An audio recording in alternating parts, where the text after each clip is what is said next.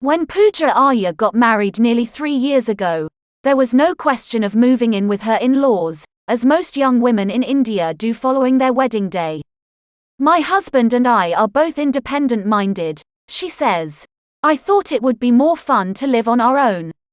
After renting a place for 18 months, Arya, a camera operator for a popular television channel, and her financial journalist husband were able to purchase a brand new flat in Gurgaon, a suburb of New Delhi that has sprung up over the last decade, as multinational companies set up headquarters and call centers in what had been an undeveloped area south of the capital.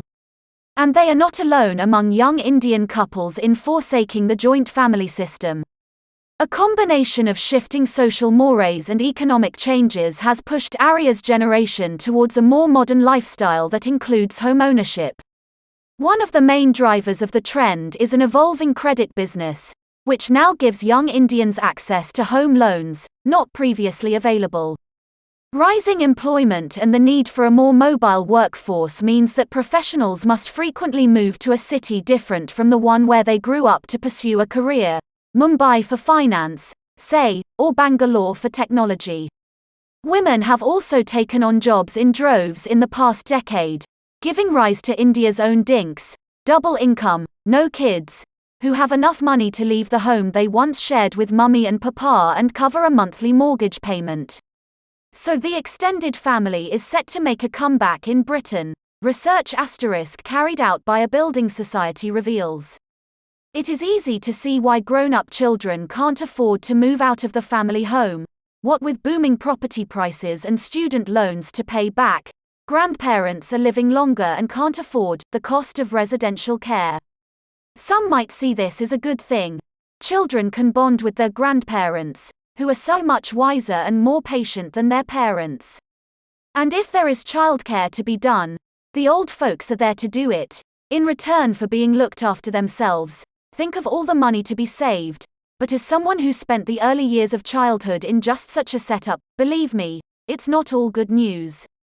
For the first 4 years of my life, I lived in the villa in Budapest that my mother had built during her heyday as a popular singer in the late 1930s.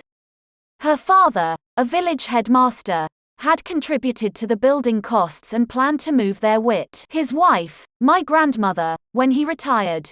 This they did, in 1948. By then my parents had married and soon they had 2 children.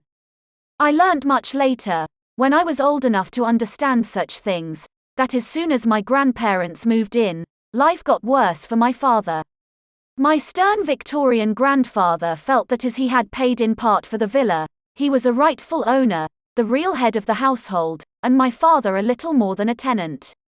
He answered the phone with the words, "Ratch Residence," his own name, and when a friend of my parents gave them a handsome wrought iron nameplate bearing both the surnames, it vanished from the front gate within days, never has been seen again. Guest speaker Charlotte Allen brought a wholly unexpected message to the college in her talk on March 29.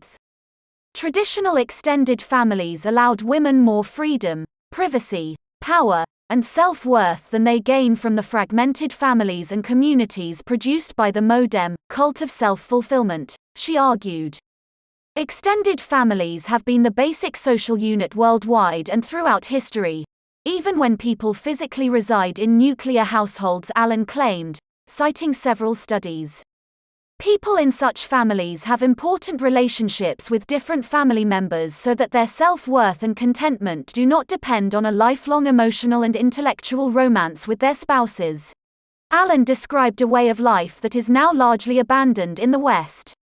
It was characterized by families bound by duty and necessity rather than by a quest for self-fulfillment.